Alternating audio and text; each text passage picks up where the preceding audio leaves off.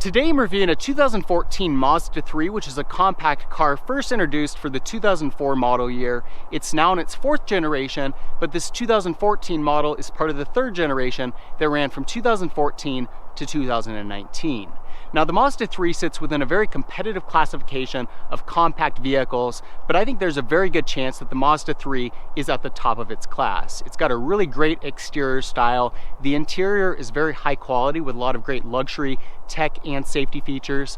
The vehicle is fun to drive, it's efficient, and it's very affordable. We'll get into more of that shortly. Now, the Mazda 3 is available in either a 4-door sedan or 5-door hatchback wagon configuration, and while the sedan looks really good, I think the hatchback configuration looks even better. The Mazda 3 is also available with either a 2-liter 4-cylinder or a 2.5-liter 4-cylinder. Those 2-liter models are called the I models, and the 2.5-liter models are called the S models. Now, within each of those engine options, it's available with a number of different trim packages. The I model is available in a base SV form, Sport, Touring, or Grand Touring package, whereas the 2.5-liter model is available in either a Touring or Grand Touring package. This specific vehicle has that top-of-the-line 2.5-liter 4-cylinder with the S designation, and it is the Grand Touring package, so it comes heavily loaded with luxury tech and safety features. Now, I already mentioned that one of my favorite things about the Mazda 3 is the exterior styling, and I think it is a really great looking vehicle. It's got a very sporty look to it, a very premium look to it, and especially within this classification of very affordable compact cars, there aren't too many other options out there that have the same premium edge that you get with the Mazda 3. Now, starting up at the front, you will see that it's got a very large grille that's going to be a little bit too much for some buyers out there. I'm also not crazy about the placement of the license plate here right in the middle of the grille. It looks a little bit out of place. Seems to me like a sleeker design would have come together a little bit better, but beyond that, it's got a very good looking front end. I like the headlight design here. It's got a very premium look to it, and then the integrated fog lights that we've got on the lower bumper here also add a nice effect, and of course are very functional for nighttime driving. Coming along the side of the vehicle, it's got some very dramatic lines. You'll see that it's got this crease here that cuts through the side of the vehicle, and likewise we've got another crease here coming up to the tail of the vehicle. Some really nice lines throughout. We've also got this little chrome strip along the bottom of the windows, which adds a nice effect, gives it a little bit of that flair without being over the top. And then we'll see that on the mirrors, we've got integrated side blinkers, and then within the mirror, you can barely see it, the blind spot monitoring is also integrated there. Now, one of my favorite things about the Grand Touring package is the wheel package that you get here. It's got a really nice upscale looking set of 18-inch wheels with low profile tires. You also see, looking at this specific model, that it's got the sunroof, so a really nice feature there. And then coming around to the rear of the vehicle, this is one of those areas where I really prefer the hatchback configuration. Really like the look of these tail lights, and just very sleek rear end here. The other thing that I love about any car that's got it is dual exhaust, and you'll see that the Mazda 3's got that. Not too many other compact cars out there within this segment that are going to be available with that dual exhaust. Coming around the side, you also see that on the door handles with this vehicle we get a smart key, so it's got automatic unlocking and locking. It's also got push button start, and if I pull it out of my pocket, I'll give you a quick look at the key. So it's got a pretty sleek look to it. All comes together really nicely. I think it is a great looking vehicle, and in my opinion, one of the nicest options available within this classification in terms of styling. The third generation of the Mazda 3 is only available in front wheel drive, and this vehicle's 2.5-liter 4-cylinder puts out 184 horsepower. That will propel you to 60 miles an hour in 7.2 seconds, compared with 155 horsepower with the 2-liter 4-cylinder and a 0-60 time of 7.9 seconds. Both engines are paired to either a 6-speed manual or automatic transmission. The EPA ratings range between 27 to 29 miles per gallon in the city and 36 to 39 miles per gallon on the highway. The 2.5-liter engine is also available with a unique i-E-loop capacitor-based regenerative braking system that charges a supercapacitor when braking. That supercapacitor is then used to power all auxiliary vehicle functions, such as radio, HVAC system, headlights, etc., when the vehicle is stopped and the start-stop system is in effect. Now, as much as the exterior of the Mazda 3 has got a really nice premium look to it, the interior is even better. You'll see it's got a really nice overall layout, very classy design, high quality materials, nice accent colors, and really within this classification, you'd be very hard pressed to find an interior nicer than the Mazda 3's. Also comes heavily loaded with standard features and available options.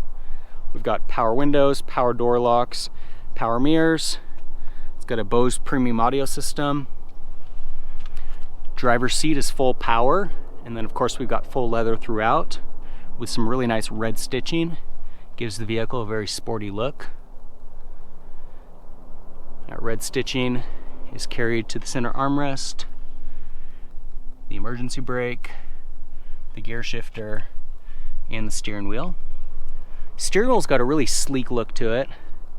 See, it's got a tri-spoke design, brushed aluminum accents down on the bottom, and we've got some faux carbon fiber insets as well. It's got paddle shifters and then integrated buttons for audio, Bluetooth, and cruise control. It's also got an adaptive cruise control feature that allows the vehicle to adjust the speed based on the vehicle in front of you. On the left of the steering column, we can turn off traction control, set the tire pressure monitoring system, turn off blind spot monitoring. The vehicle's also got adaptive headlights that will turn with the steering wheel on the vehicle. You can turn that feature off with this button. And then it's also got a lane departure warning system that will beep to notify you if you are veering out of your lane. See down below, the ability to open the fuel gauge as well as the hood. Now if we get inside and push the push button start, you see we've got a little display that comes up right here. It's got a readout with your speed, and then it can also show the adaptive cruise control and some other vehicle settings. You see the instrument cluster's got a really sleek look to it. Very unique design. Tachometer in the middle there with the speedometer in a digital readout as well as on this upper screen. It's also got this pop-up screen here, which is controlled with the use of this rotary knob, which has a really nice feel to it. So you can use this to scroll between features. This is your back button, your home button. You can automatically get to navigation or audio with the use of these two buttons. Volume control over here and favorites on this side. So you can see looking at the screen that we can control through those various settings. So we've got a navigation system, and then the audio system's got AM/FM radio, CD. You can connect your phone over Bluetooth or through a USB connection in the center armrest. You'll see that we've got heated seats for the driver and front passenger, and then it's a dual zone climate control system. So you can set that independently for the driver and passenger. Below that, we've got our CD player. We've got a sport mode here, which will adjust the settings of the transmission to be a little bit more aggressive. It's also got a manual shift if we bring it down to drive and push it over to the left. So you can use that, or you can use those paddle shifters to adjust the transmission settings. So you've got two cup holders here in the middle, and then if we open up the center console, removable tray, and then inside we've got this 12-volt outlet. This is for inserting a USB or a memory card, and then we've got two USBs here on the left side. And then up above, we've got a self-dimming rear view mirror, and then controls for our sunroof, which is tilt and sliding. Also got a compartment here for sunglasses. Despite the sleek look on the exterior of the Mazda 3, the rear seat is actually very spacious. You'll see it's got plenty of legroom, shoulder, and headroom. The center seat folds down into an armrest with two cup holders.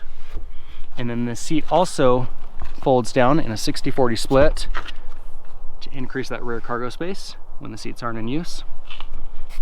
You see on the door that we've got some more of that faux carbon fiber, and then cup holders on both sides of the vehicle. Coming around to the back of the Mazda 3, you'll see that cargo space is pretty good. It's got this built-in privacy cover, which will conceal what you've got in the rear of the vehicle, and it can be removed fairly easily if you want to put larger objects into the back. The other great thing about the hatchback configuration is that when you fold down those rear seats with this large opening that we've got with the rear hatch, you can actually get some really large objects into the back of the vehicle. The Mazda 3 really is a vehicle that checks all of the boxes. We saw that on the exterior, where it's a really great looking vehicle with a nice sporty appearance and a nice premium edge. Likewise, inside, the Mazda 3 is unbeatable. It's got a great layout to it, high quality materials, amazing amount of standard features and available options. I actually had a 2013 Audi Q5, which didn't have anywhere close to the amount of luxury tech and safety features that you get in this vehicle. So very impressive from that standpoint. Likewise, fuel efficiency is very good, and then driving the vehicle, it's just more of the same. It is a great vehicle to drive all around. It's quiet, it's smooth, it's comfortable, offers great handling. It's got a really nice tight feel to it, offering a nice balance of being very comfortable for highway driving and yet being very sporty and dynamic when you want to drive the vehicle a little bit more aggressively. Likewise, despite the fact that the horsepower numbers on this vehicle wouldn't really suggest it, it's actually a pretty quick vehicle when you really push on the gas. Gets you up to highway speeds no problem. It's a little bit rev happy, which is kind of fun. And then once you get up to these highway speeds, those revs drop back down, maximizing that fuel efficiency and giving you a very quiet ride. Another thing that I really like about the Mazda 3 is the steering, which has a really nice top feel to it, gives you a really good connection with the road, and really helps out a lot when you're going around corners, driving the vehicle a little bit more aggressively, with giving you that connection with the vehicle. My only real critique about the third generation model of the Mazda 3 is that it was only available in a front wheel drive configuration. Front-wheel drive vehicles are okay in snow and ice, but definitely not going to be as good as an all-wheel drive vehicle. That's where you may be better off with a Subaru, but fortunately, for the fourth generation, Mazda has added an all-wheel drive system to the Mazda 3, so I think going forward, we're going to see a lot of competition for the Subaru Impreza. So that's a review of the third generation model of the Mazda 3. As I mentioned at the beginning, this is one of my favorite compact vehicles out there, and I think it's a really solid package. It's great looking on the exterior. It's got a really nice interior with a lot of great available options. It's fun to drive, it's fuel efficient, and it's a very affordable vehicle. Highly recommend considering the Mazda 3 if you're looking to get into a compact car. If you have any comments or questions on the Mazda 3, leave them in the section below. For more car reviews, be sure to subscribe. In the meantime, thanks for watching.